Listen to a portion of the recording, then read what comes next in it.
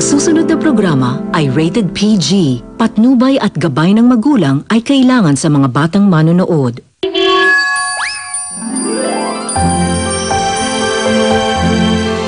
Maraming salamat. Bilang ikaw ang aking pinaka-importante at pinakamahalagang bro friend. Mahal kita.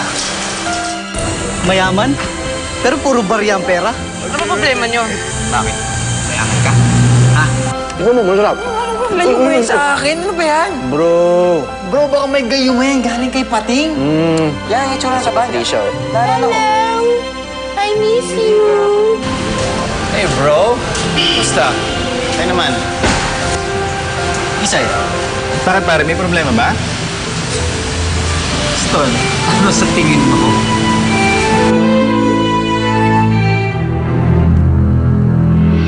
Hindi boss, huwag kang mag-alala. Dito lang kami sa likod. Dami natin. Bro, magpapakitak sa mga yan ang bahala sa mga... Dean, Aston!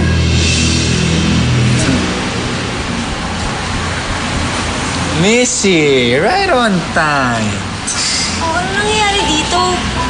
Bakit ganyan yung mga itsura ninyo? Nag-aaway na naman ba kayo? Naku, hindi. Nagkakamustahan lang tayo, di ba? Aston, sinusungitan mo na naman ba si Dean? Dean, nag-aayabang ka na naman ba dito kay Aston?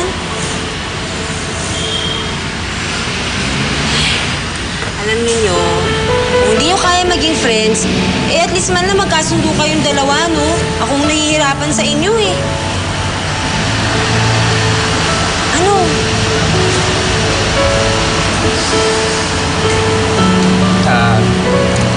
Dean, pasensya dun sa pagsabi ko kanina. Medyo mainit lang yung ulo. Pasensya na. Baka pwedeng Pasensya na magkamay rin. kayo? Patulan kita. Baka pwedeng magkamay? Of course, why not? Ayan, bati na kayo. Sana, huwag na kayo mag-aaway ulit, ha? Peace. Peace is what I want. Onyx, Elvis. Sige na. Kailan yan, bro? You know, love bomb. Ayos!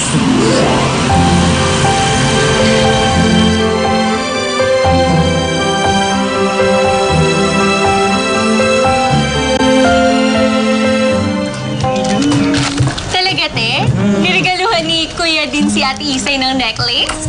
Ay, yes! Magkaka-love life niya talaga si Ate Isay kay Kuya din. Teka. Paano magiging sila ni Kuya Dean? Eh, paano naman si Kuya Aston, di ba? Oo nga. Dapat sila magkatuluyan. Malabo, pre. Isipin mo, Isipin mo. Ano? Si Ate Isay tsaka si Aston, sobrang magkaiba. Parang aso't pusa. Iba kasi. Imposible. Hindi, di ba? Yun yung natutunan natin sa physics na opposite poles attract each other. Depende Ibig sa sabihin, magnetic si field. Kuya Aston ang dapat makatuluyan ni Ate Isay. Basta ako, Team Din ako. Din. Hoy, sige. Sa kanya, Elvis na Arash. Basta ako, solid ako. Team Aston. Alam mo, sorry talaga, Sasa. Pero kahit love na love kita, Team Aston pa rin kami. Hindi, team. Same here. Diba? Sorry, guys. Team Din. Wala, Aston. Team Din. Anong kaguluhan niyo? Ito kasi sila mamalena eh. Nagpo-survey lang kami kung sino ang mga Team Dean at sino ang mga Team Aston. Ay, kami na yun. Ay, nako, hindi maganda yan. Pinaghahati yung mga tao sa compound. Nako, pag nalaman ni Aston tsaka ni Isa yan, nakakahiya. Ikaw naman, te. Ikaw ang pinakamatanda. Ikaw pa nagpasimulo. Dapat na ikaw ang pumipigil eh. Ay, nako, yan tayo eh. Pero team talaga. Sa Aston. Solid. Mamalena, Aston. Kayo ba?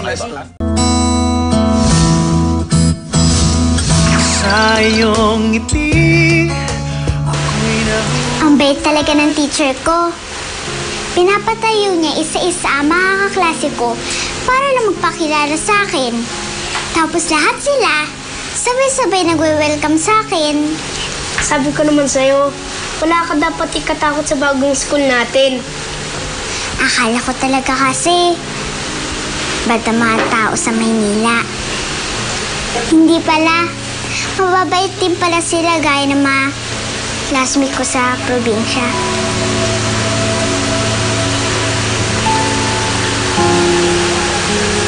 Jasper!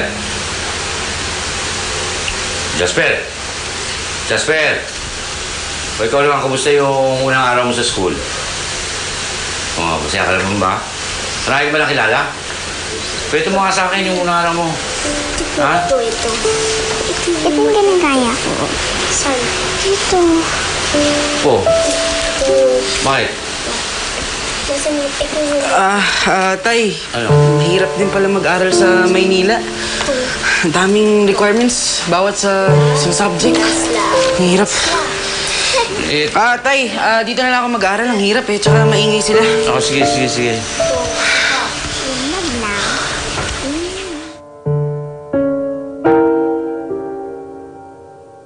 Hindi tinipid. Ganon. Isay. Fairness. Hello! Grabe talaga, Ate Isay. Tuwing nakikita ko yung necklace mo, kinikilig ako. Biro mo nakikinig lang tayo sa radyo. Tapos biglang dumating si Dean. Binigyan ng kwintas. Yung kwintas na eksaktong tinabi ng DJ na sign para malaman mong in love sa'yo, yung violet na type mo. Ay, sus naman. Pero, teka lang, di ba yun na yung last na sign? O ano pang hinihintay natin dito? Kung paano mo makikilala yung soulmate mo. Yun ang bibigay niyong mga signs ngayon. Okay, dear listeners, as promised, here's the top sign of our list kung paano mo makikilala ang soulmate mo. Kapag walang kabog-abog, bigla na lang siyang dumalaw sa'yo na may bit-bit na something sweet. Walang duda, siya ang soulmate mo. Something sweet? Parang ito. Something sweet? Akalain mo, katagal-tagal natin naghintay. Something sweet lang pala ang sign para sa soulmate. Kakaloka. O sige, hirapan natin. Masasabi kong soulmate ko si Dean kapag dumating siya dito ng alas 8 ng gabi. Nang may dalang cake na durian flavor. Hirap naman nun. Gusto ba yun? Oo, may ganun kaya. Sa amin merong ganun sa Davao. Masarap yun. Meron ano lang, pero May sarap ganun yun. bang flavor Kaya, ng cake? kapag hindi nangyari yung mga signs na yun, masasabi ko talagang hindi si Dean yung lalaking para sa akin. Medyo mahirap yun, ha? Nag-toothbrush na ako, pero patikin nila muna. Gusto siya. Naku, sino naman nabigyan? Si Mikoy, si Kimpoy, o si Jack? Binili ko yan. Ate, Oh, Lika! Lika! Come here, girl. Come here. thank you po Gising pa talaga yan. ha. Kung hindi po kayo pupuntang Maynila, hindi po kami susunod sa'yo. Hindi po kami magkakaroon ng bagong school at bagong friends. Happy naman ako na okay sa'yo kahit wala na tayo sa luma nating bahay. Kaya lang, late na. Dapat mag-toothbrush ka na, tsaka mag-ilamos ka na kasi maaga ka pa bukas. Opo, sunod ka rin po ate ha. Tabihan mo ko matulog. Siyempre naman, tabi tayo. Asan si Kuya Jasper mo? Nandun po pala natutulog. O sige, mauna ka na doon, tapos susunod si ate ha. Halika, toothbrush tayo. Anika, ito sa'yo na lang itong chocolate na to, ha? Magtutoothbrush na nga kami. Magbaon mo yan bukas. Bukas na yan. Toothbrush na. Sige, good night. Teka, muna kami, ha?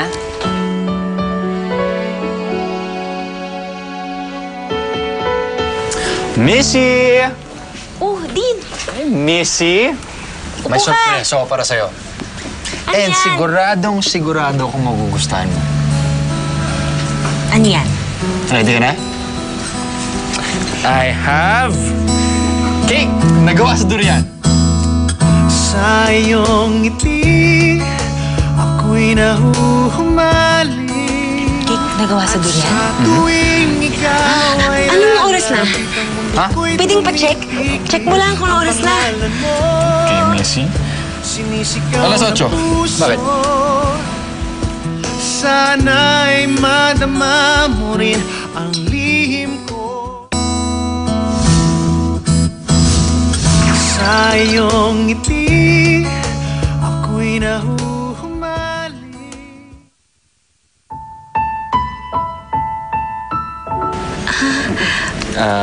Hello? Missy? Andyan ka ba? Tulala ka na. Paano ka nakakuha ng ganitong flavor? Ganitong kakaibang flavor? Yung classmate ko kasi nung elementary ako, specialty niyang gumawa ng cakes na ganyan. Pwede ko bang buksan? Tara. Paano ba yan? Ano ba nangyayari dito?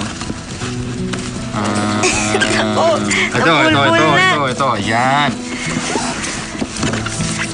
Okay, are you ready? Ready! Taran! Oh. Gusto mo ba, Missy? Gustong gusto ko! Sobrang gusto! Gusto mo talaga, Thank you, Durian cake! Just for you. Ang durian nga! Sa iyong ngiti, ako'y nahuhumaling. At sa tuwing ikaw ay lalapit. Nalagay niyo pare. Tapos ito, ayan sa akin ito. Ayos yan. Oh, dyan na. Oh, dyan na. Oy, tabi kayo! Padating na yung kaklase nating mahirap. Tsaka ito ba yung hinahanap mo? Oh, ito. Ayan. Alam mo, nag-fundraising kami para may makain ka at di ka magutom. Patunayan, ito nga, oh. Tingnan mo! Ano? Labang ka? Sarili mo? Ano? Ito, ah. Mali. Ayos mo, Chok. Ayos. Oh my God! Grabe, durian flavor talaga. Talaga? Wait a minute. Anong oras sa'yo binigay yan ni Kuya Diel? Eksaktong 8:00. Sai, natupad na talaga yung wish mong Sai. Walang kaduda-duda, siya na nga ang soulmate mo. Yan tayo eh. Kung ano-anong kakirian niyang nilalagay niyo sa utak ni Isay. Naku, magsikain na kayo. Sige, agad? Ito dapat ang ginagamit. Sarap na. Uy, Aston! Halika dito, sama ka sa amin. Gusto mo ng durian cake? Sarap. Nga, Kuya Aston, dali. Uy. Ay, mukhang inisnab ka, Ate Isay, ni Kuya Aston. Nagkaaway na naman ba kayo? No. Ewan ko dyan. Hayaan mo na nga yan. Hindi ko rin siya maintindihan eh. Hanggang ngayon nagsusungit pa rin niya ng walang dahilan. Ganun talaga.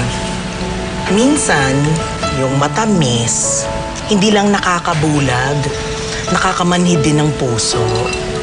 Ano daw, Pamalena? Ano daw? Dugo ilong ko dun? Ngayon. Lalim deep.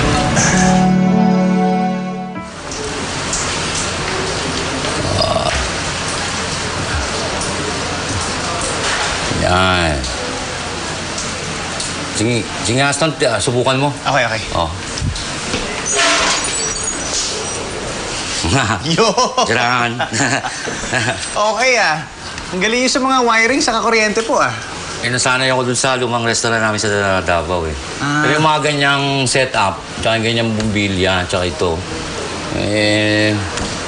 madalas nga mapundi yan. Kaya nga, Kasi pinroblema ni Isa yan, eh. Oo nga, naikwento nga sa akin, eh. Muntik mo nang mapalaya si Isay dahil dun. Nakwento pala po niya yun, eh. Pasensya na po. Hindi, huwag ko na magpapasensya, eh. Buti nga nangyari yun. Kasi kung di nangyari yun, hindi raw sila magkakilala ni Dean. Kaya nagpasalamat rin siya.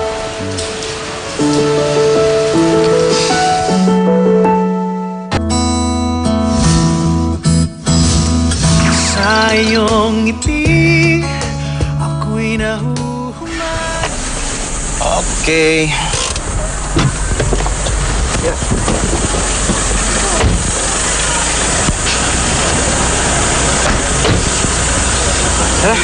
Okay lang kayo? Gusto nyo i-thank you kayo hanggang sa gate? May time pa naman ako. Naku, wag na po kayo, Aston. Okay na po kami. Okay. Maraming salamat po. Sige, see you. Bye-bye. Okay, thank you po. Tara. Hindi. Hindi ko siya kung pumasok, pare. Oo nga tol, eh. Kamali tayo nakakala. Di pala siya galing sa kuluping pamilya.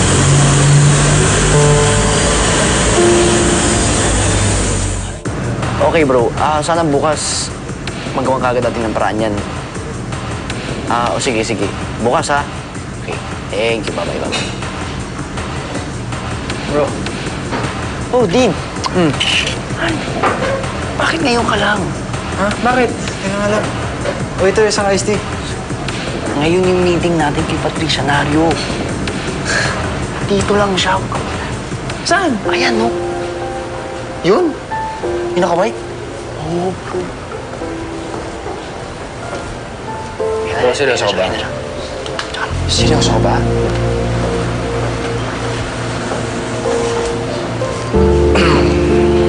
Dean, this is your long-lost schoolmate, classmate, Patricia Nario. Pating? Yes, it's me.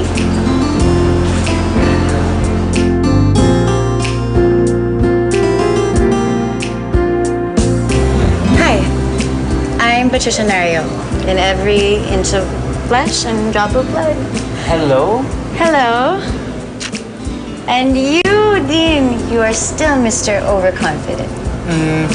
And you, Patricia, have changed a lot. A whole lot. In a good way. And you haven't changed one bit. So, guwapo pa rin?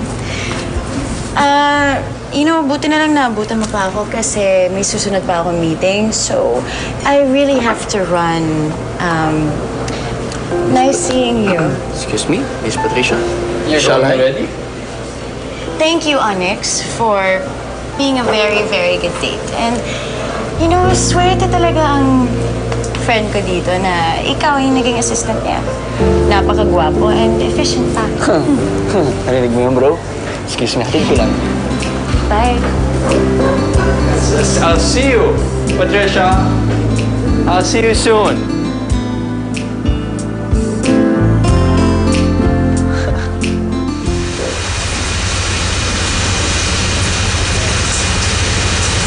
Panay ang linga mo kanina pa. Siguro iniintay mo yung soulmate mo, no?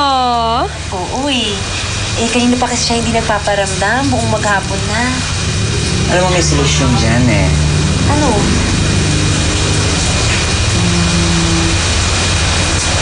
Nasaan na yun? Sana magparamdam ka. Miss na kita. Sino yung tinetext mo, te? Bakit gamit mo yung cellphone ni Ate Isay? Eh, sino pa ba kundi yung soulmate niya? Ha? Uy! Hindi! Nakakahiya! Relationship! Napunisip na din! Akin na! Nawala na yung message mo. Nag-send na. Bro, ang hot niya! Grabe! Nakita mo ba yun? Hindi mo makapaniwala. Her shape. Grabe. Sexy. The face. Hindi ko inakala na may ganong mukha sa loob ng taba na yun dati. Diba? Kahit ako, nagulat ako. Lord. Ang laki ng tinransform Ang niya. galing mo, Lord. Ang galing! Ang galing. Grabe. Personality, no? Bro, yung dead mamoves niya sa akin. Expert. She got you. Bro, Alala ko lang, ha? Ang alam ko, ang pinunta niya dito, at ang dapat ang sasabihin mo, pag-uusapan yung cupcakes na kailangan natin para sa debut. Bro, sa ganda niyang yan, wala akong pakialam sa cupcakes niyan. Wala, okay. Besides, matagal pa naman yung debut na yan. Think about it. Hotness personified, pumasok sa resto natin. Equals, tinamaan ka. Ayun. Cheers? Cheers! Cheers. Patricia Nario. Patricia Nario. Thank you, Lord. Hello. Malena. Ma, okay Mabuti naman kahit wala na dito si Isay, ang ayos ng kwarto mo. Ano naman akala mo sa akin? Aba, pag nade-depress ka, ang gulo lahat. Ultimo ka, looban ng bahay mo.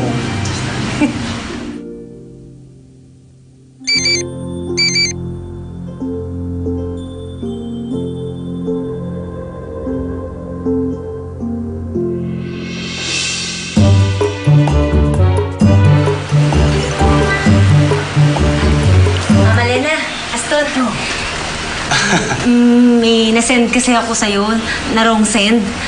Kasi sila ginugulo tong telepono ko, pinapakilaman eh. Sorry Okay lang. Walang problema. Nakahiya. O sige, baka na-istorbo ko kayong dalawa. Sige, okay lang. Sorry ulit Sorry po.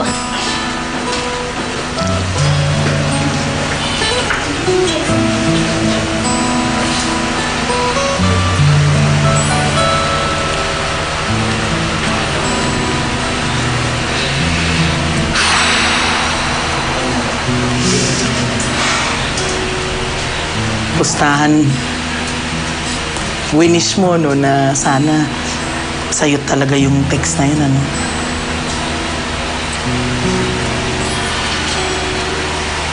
Ba't mo dinilit? Hindi naman para sa akin yun eh. Sa ako na lang isa-save pa. Para sa akin na talaga.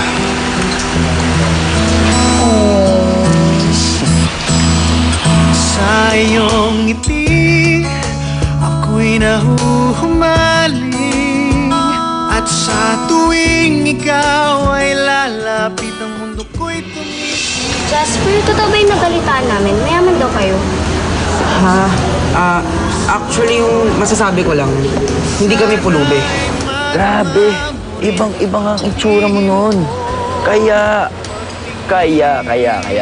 natulala si Dean. Nung nakita ka niya. Which reminds me, I still haven't talked to your boss. Don't worry, ha? Isi-set ko yung meeting mo as soon as possible. Ano po yung mga ginawa ninyo para ipakita sa kanya na nililigawan niyo na siya?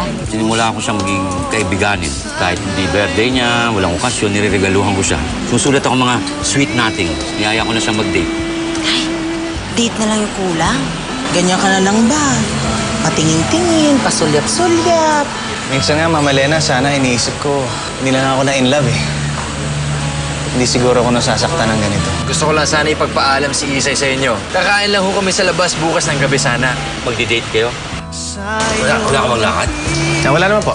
Baka pwede mong samahan si Isay sa date niya. Tuwing ikaw ay lalapit, ang mundo ko'y tumitig.